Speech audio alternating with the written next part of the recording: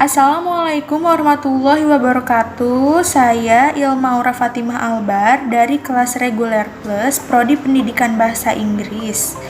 Di video kali ini saya ingin memenuhi tugas akhir semester mata kuliah PPKN dengan dosen pengampu Ibu Fitrah Mulyani MM. Berikut ini adalah pengertian hak asasi manusia. Hak asasi manusia atau disingkat HAM dan dalam bahasa Inggris Human Right adalah sebuah konsep hukum dan normatif yang menyatakan bahwa manusia memiliki hak yang melekat pada dirinya karena ia adalah seorang manusia. Hak asasi manusia berlaku kapanpun, dimanapun, dan kepada siapapun, sehingga sifatnya universal. HAM pada prinsipnya tidak dapat dicabut. Dalam terminologi modern, hak asasi manusia dapat digolongkan menjadi hak sipil dan politik yang berkenaan dengan kebebasan sipil.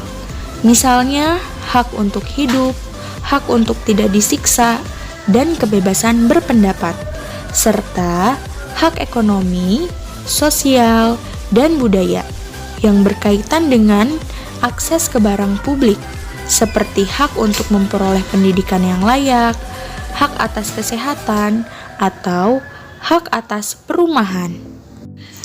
Hakikat HAM merupakan upaya menjaga keselamatan eksistensi manusia secara utuh melalui aksi keseimbangan, yaitu keseimbangan antara kepentingan perseorangan dengan kepentingan umum. Begitu juga upaya menghormati, melindungi, dan menjunjung tinggi HAM menjadi kewajiban dan tanggung jawab bersama antara individu, pemerintah, maupun negara. Adapun beberapa ciri pokok hakikat HAM adalah sebagai berikut. Yang pertama, HAM tidak perlu diberikan, dibeli, ataupun diwarisi.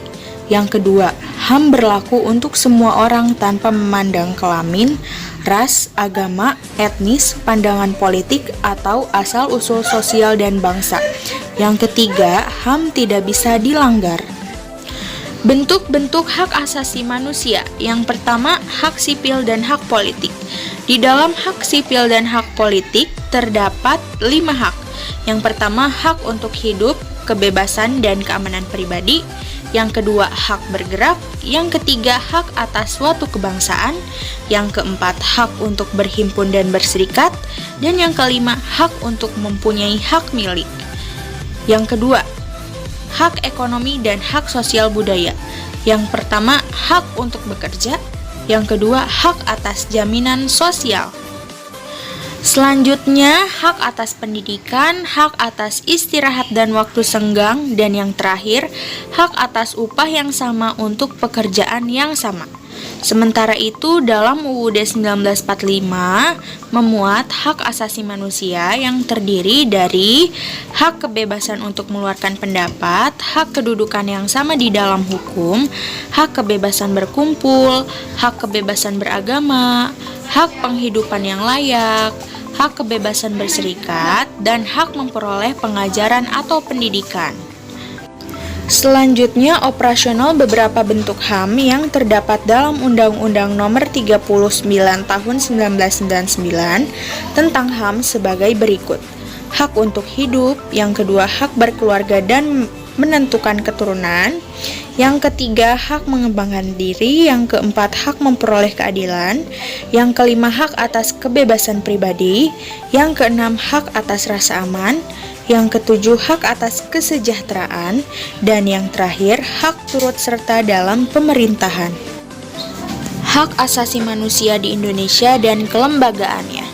Hukum material hak asasi manusia menentukan kemajuan pengaturan yang diklaim sebagai era baru dalam penegakan hak asasi manusia di Indonesia adalah yang pertama pasal 28 UUD 1945, yang kedua Undang-Undang Nomor 39 Tahun 1999, yang ketiga Undang-Undang Nomor 26 Tahun 2000, yang keempat Peraturan Perundang-undangan Nomor 2 Tahun 2002, dan yang terakhir Peraturan Perundang-undangan Nomor 3 Tahun 2002. Di dalam UUD 1945, setidaknya terdapat 5 pasal yang secara langsung menyatakan perlunya perlindungan bagi hak asasi manusia, yakni yang pertama, hak kesamaan kedudukan di depan hukum dan pemerintahan, pasal 27 ayat 1. Yang kedua, hak atas pekerjaan dan penghidupan yang layak, pasal 27 ayat 2. Yang ketiga, hak mengeluarkan pendapat, berkumpul dan berserikat, pasal 28. Yang keempat, hak untuk memeluk agama, pasal 29. Dan yang kelima, hak untuk mendapatkan pendidikan, pasal 31.